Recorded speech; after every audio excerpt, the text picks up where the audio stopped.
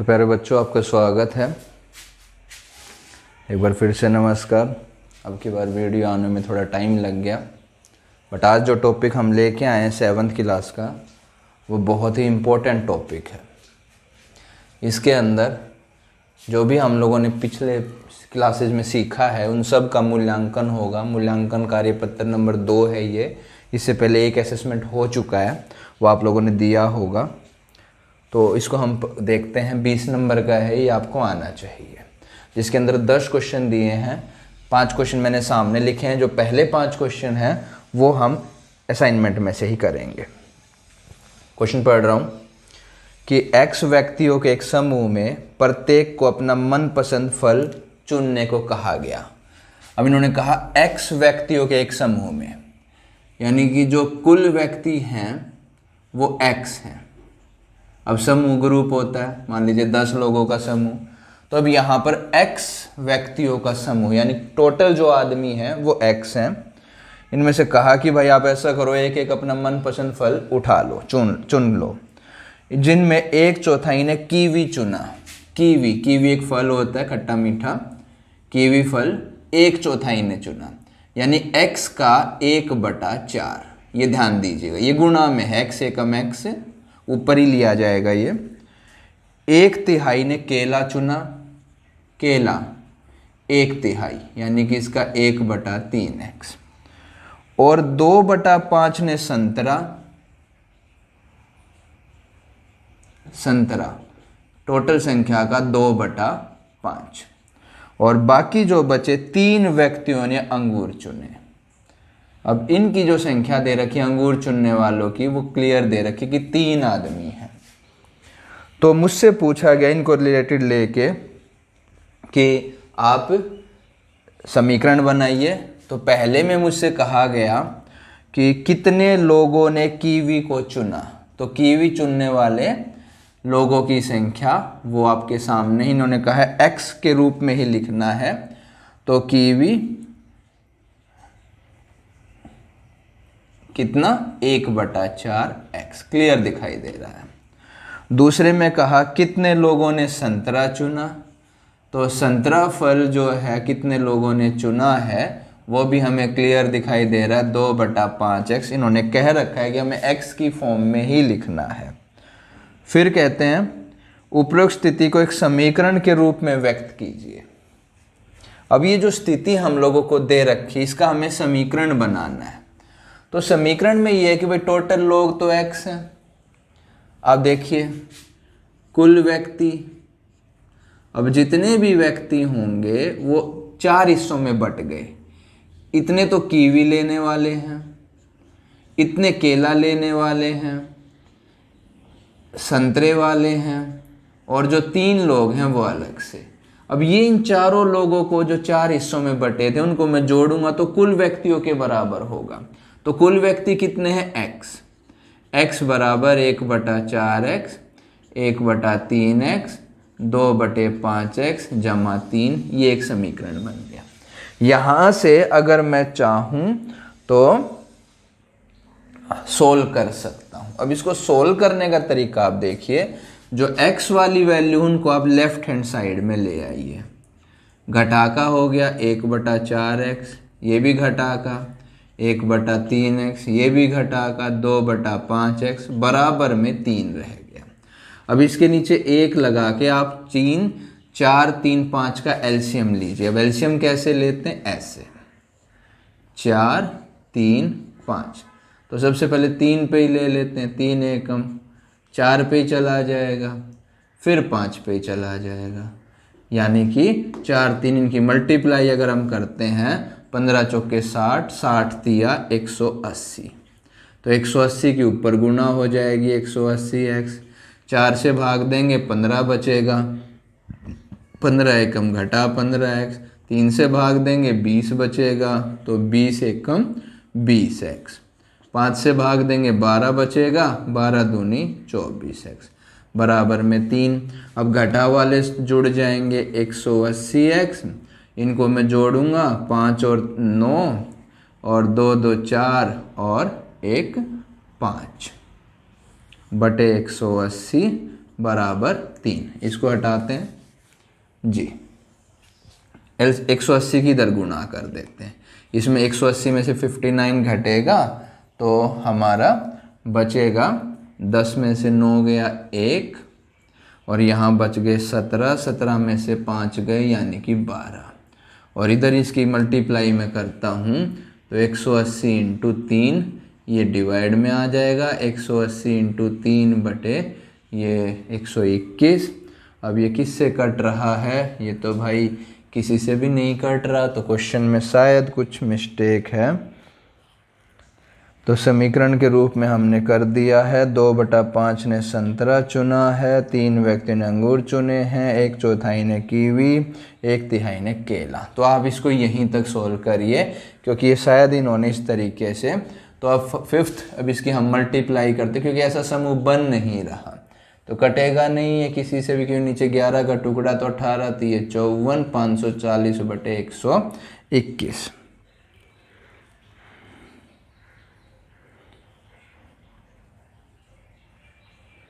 अब या तो 2/5 में गड़बड़ है या कुछ और में, बट ठीक है, अभी हम क्वेश्चन ठीक करने की कोशिश नहीं कर रहे। तो चौथे क्वेश्चन में मुझसे कहा गया कि कुल कितने लोग हैं, तो ये लोग हैं, तो कुल लॉग तो हमारे इतने ही बनेंगे 540 बटे 121, क्योंकि हम इसको सोल्व नहीं कर रहे, क्योंकि यहाँ शायद या तो मुझसे मिस्टेक होगी। वे लेट्स चेक। कुल व्यक्ति ये सब इधर 1/4, 1/3, 2/5 बराबर 3, तो इसका एलसीएम होगा 15, 5 दिए 15, 15 चौके, यस यस यस 15 चौके 60, 180 गलत लिया, sorry this is my mistake, please change the question. तो कोई बात नहीं, ये लाइव क्लास है तो मिस्टेक हो जाती कई बार। तो एलसीएम जो होगा इसका वो 60 होगा, तो ये 60x हो गया, ये 15 बचेगा, ये 20 बचेगा 20x और ये 12 दूनी 24x बराबर 3। तो 60x माइनस में इनको हम जोड़ते हैं तो 59 और 60 की इधर मल्टीप्लाई कर दी, 60 इंटू 3 तो ये 1x बच गया और ये 180। देखिए कितना आसान क्वेश्चन था। तो फोर्थ पार्ट में हमसे कहा गया कि कुल लोगों की संख्या, तो कुल लोगों की संख्या अगर हम बात करेंगे तो वो 180 हो जाएगी। तो प्यारे बच्चों, ये हमारा पहले क्वेश्चन के 5 पार्ट बना के इन्होंने दे रखा है। अब 5वां क्वेश्चन हमारा वहां से शुरू होता है, तो इसमें आप ठीक कर लीजिए क्योंकि मैं एडिट नहीं कर सकता।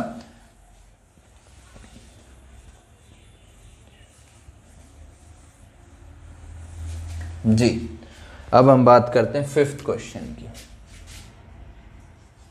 ये कहता है कि 3x बराबर 4 घटा x में घटा x को अगर हम लेफ्ट हैंड साइड ले जाएं तो हमें क्या प्राप्त होगा। इस घटा x को लेफ्ट हैंड साइड, तो आप घटा x से घटा x को वहां से उठाइए तो इधर आके जमा में x हो जाएगा, 3x और जमा में x और उधर क्या रह गया 4, तो ये हो गया जी 4x बराबर 4। तो 4 इसके डिवाइड में आ जाएगा, 4/4 कट के 1, तो x बराबर 1 ये समीकरण हो गया। ठीक है प्यारे बच्चों, ये हमारा 5वां क्वेश्चन। छठा, ये कहता है 11 का स्क्वायर व 12 के स्क्वायर बीच कितने प्राकृत संख्याएं हैं। अब 11 का स्क्वायर तो भाई 11 गुणा 11 अगर हम करेंगे तो 121 हो गया। 12 का स्क्वायर तो ये भाई 12 गुणा 12 यानी 144 हो गया। तो इनके बीच में कितनी संख्याएं हैं बीच में, तो अगर आप काउंट कर सकते हैं तो काउंट कर लीजिए। छोटा सा है के बीच प्राकृत संख्याएं, तो कितनी हो गई जरा काउंट करके आप मेरे को बता दीजिए। अब 121 वहाँ पर है तो 9 तो वहाँ बनेगा, और ये ऐसा करते हैं इसमें से 9 में 130 और 13 ये हो गए, तो 9 और 13 यानी कि 22। तो 22 हमारी टोटल इसकी संख्याएं बन जाएगी, क्योंकि हम 144 भी छोड़ना है। तो आप ध्यान दीजिए 121, 122, 123, 124, 125, 126, 127, 128, क्योंकि कई बच्चों को बड़ी प्रॉब्लम आती है। 29, 30, 31 और 32, 33, 34, 35, 36, 37, 38, 39 और 40, 41, 42, 43 और 144। इसको तो हमें कट करना है, 121 को कट करना है क्योंकि इनके बीच में बोल रहा है। तो 1, 2, 3, 4, 5, 6, 7, 8, 9, 10, 11, 12, 13, 14, 15, 16, 17, 18, 19, 20, 21 और 22। तो ये हम चाहे आप काउंट कर लीजिए या उंगलियों पे करिए, क्योंकि छोटी क्लासेज में कैलकुलेशन हमें करनी होती है। तो ये हमारा छठा क्वेश्चन, जिसमें 22 इसके बीच में प्राकृत संख्याएं हैं। जी नेक्स्ट हम चलते हैं 7th की तरफ। x एक सम संख्या है तो अगली विषम संख्या क्या होगी? x एक सम संख्या है तो बच्चों सम संख्या वो होती है जो 2 से भाग हो। अब इससे अगली विषम संख्या न्यूमेरिकल लेते हैं। भाई 14 एक सम संख्या है तो इससे अगली विषम क्या होगी? बोले जी 15 हो जाएगी। क्या किया? एक जोड़ दिया आपने। बोले जी मान लीजिए 8 एक सम संख्या है तो उसकी विषम अगली 9 हो जाएगी, एक जोड़ दिया तो 9 हो गया। तो उसी प्रकार से अगर x एक सम संख्या है तो इसकी जो अगली विषम संख्या होगी वो हो जाएगी x जमा 1, क्योंकि हमें 1 जोड़ना है। तो ये अगली विषम संख्या। अब आते हैं 8th पे। कहता है कागज के एक आयताकार टुकड़े का परिमाप 13 सेंटीमीटर। ये आयताकार कागज का टुकड़ा हो गया, इसका परिमाप दे रखा है 13 और इसकी चौड़ाई 2.5 है, ये भी 2.5। लंबाई नहीं मालूम, लंबाई हम x ले लेते हैं। अब आयत के परिमाप का सूत्र, आयत का परिमाप, तो आयत का परिमाप का सूत्र होता है 2 इंटू लंबाई जमा चौड़ाई। अब 2 रहने दीजिए, लंबाई x हमने लिया, चौड़ाई 2.5 दे रखी है, बराबर परिमाप 13 दिया है। तो जी इसकी मल्टीप्लाई की 2x और 2 की इससे मल्टीप्लाई की 2.5 से तो 5 हो जाएगा। 5 को आप दूसरी तरफ लेके जाइए, 13 घटा 5 तो ये हो गया जी 13 में से 5 गए तो 8 बचेगा, डिवाइड में आ गया तो x बराबर 8/2 यानी कि 4। तो मुझसे लंबाई पूछी गई थी, वो कितनी आई? 4 सेंटीमीटर। ठीक है प्यारे बच्चों, अब हम चलते हैं 9th क्वेश्चन की तरफ।